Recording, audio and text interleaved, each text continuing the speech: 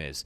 Joining us right now, ladies and gentlemen, is George Rodriguez, president of the South Texas Political Alliance, former president of the San Antonio Tea Party. Hey, George, how are you, sir? Real good, thank you. How are you doing? Do you believe what I just played and what went on today? No, when I heard it this morning, I was in shock. I would like for him to say that to the NAACP or to Planned Parenthood or some other group like that and say, you know, it's all right for us to target you guys.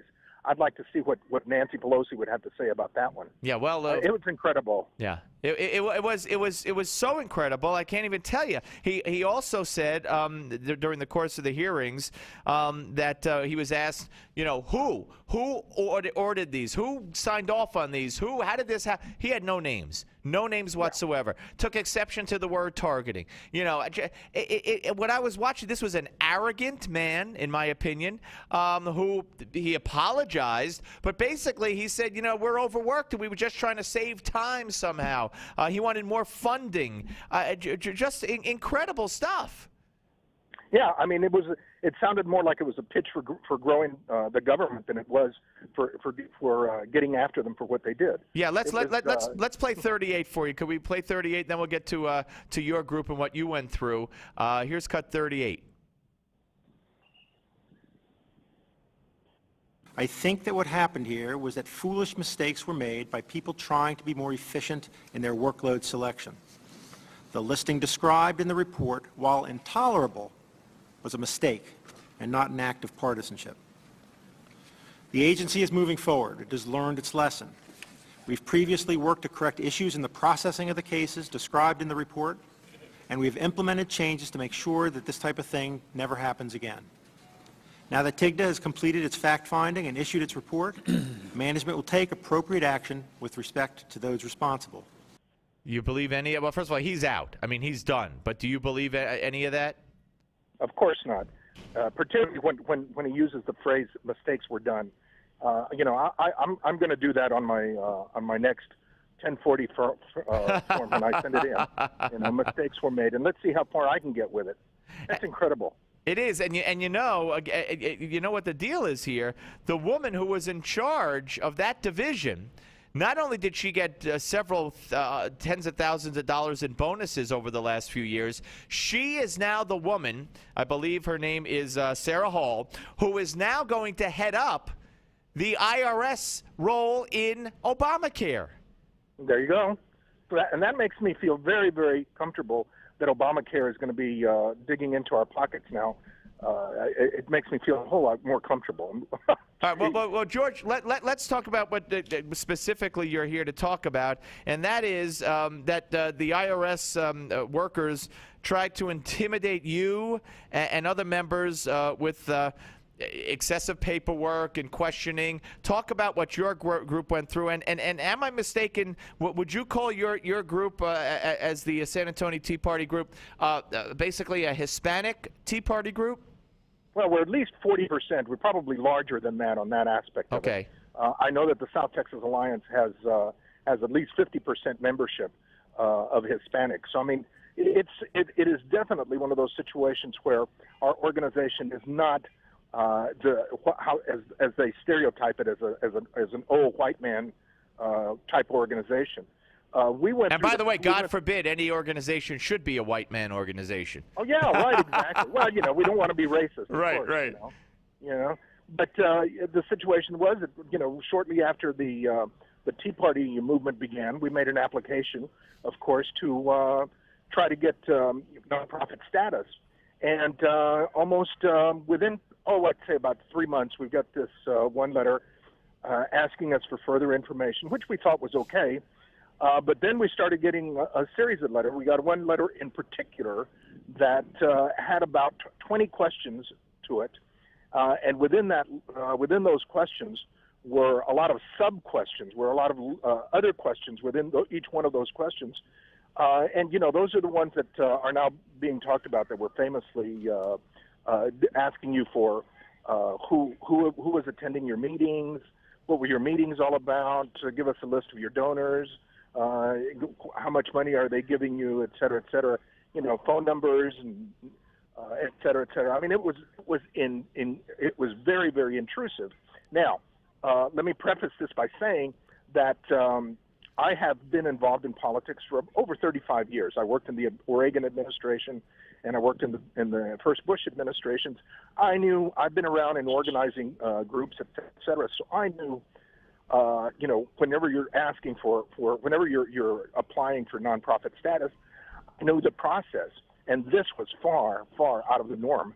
This was way beyond. The questions that were being asked were just not your normal questions for anybody applying for a nonprofit status. Well, how did you handle? How did your organization handle it and deal with it?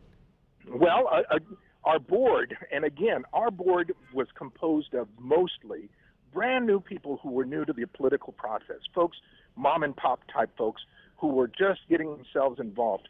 Well, they got panicked. A lot of the folks began to get absolutely panicked because, I mean, you just don't deal with the IRS.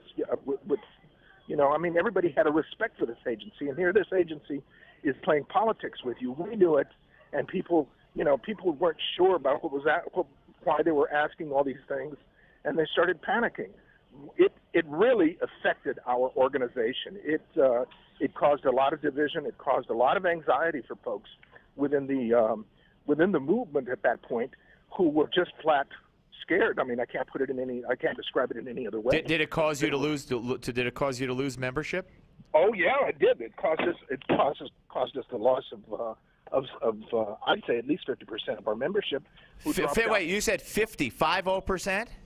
Yeah. Wow. Exactly. Wow. Because and they dropped out because both they were scared of what was being asked if they were in leadership position, but also because of the leaders were also scared of taking any kind of action.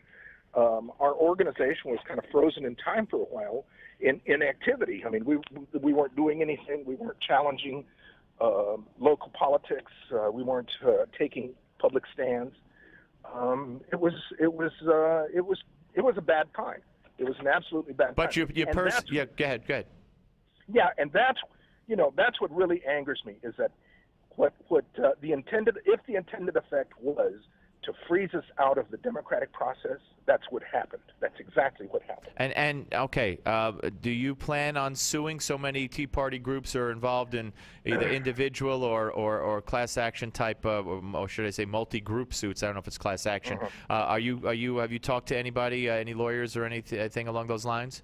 Well, I have certainly encouraged. I am no longer on the board of the, but I certainly am encouraging them to take legal action because I will tell you that a simple apology by the president and a resignation, particularly by this character, by this Miller character who has shown his colors today, it's not sufficient.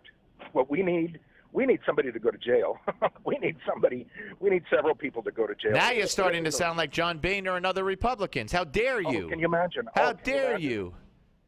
Oh my God! I got to tell you, it is incredible. We also, let me get your opinion on this, George. We're talking to George Rodriguez.